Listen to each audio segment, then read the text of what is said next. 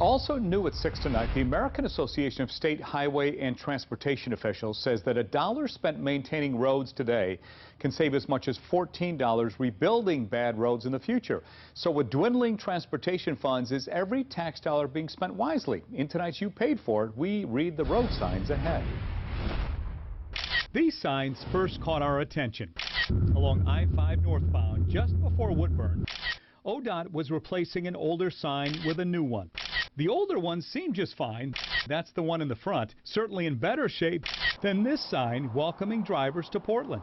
ODOT tells us the sign is part of the Woodburn interchange project. All the signs will be replaced and brought up to current code. The cost to replace this sign here, $840.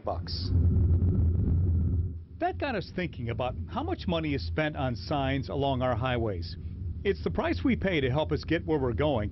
ODOT has been investing big bucks in signs over the last few years. These variable message signs cost $250,000 each, and these advisory speed signs cost $35,000 apiece.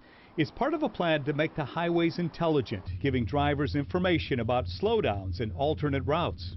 I think some of the signs and messages on the signs are goofy. It tells you things are obvious. John Charles studies traffic for the Cascade Policy Institute. He thinks the signs make only a slight difference in traffic flow. It's tweaking at the margin. Let's pick Highway 217 on the west side as an example. It's overcapacity most of the time.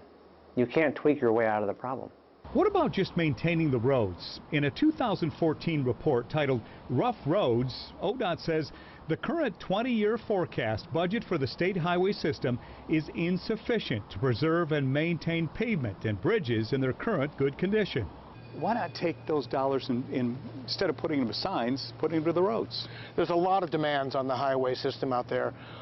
A lot of the money that we're using for these real-time signs come from grants from the federal government. $10 million was spent on electronic signs recently. The federal government paid 90% of that. ODOT kicked in the rest. Why didn't the feds just give us more money to the roads instead of for signs? Well, the feds provide a significant amount of money for road construction, but there's also money for various other projects that they see as an efficient way to make improvements on the road. But federal transportation funding has been anything but stable for many years.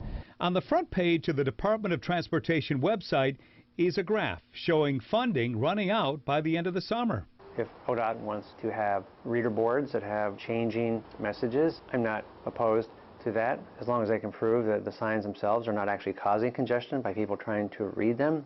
This month, ODOT will have a year's worth of data, enough to show whether or not the signs are working. They say initial numbers show fewer crashes and more consistent travel times. Anything that can be done when we are creating those kind of efficiencies on the road is money well spent. And the money for roads is only going to get tighter since the Oregon legislature failed to pass a transportation package. Now, do you have signs on your commute that don't make sense to you? Take a picture. Send them to me at my email address, steved@katu.com.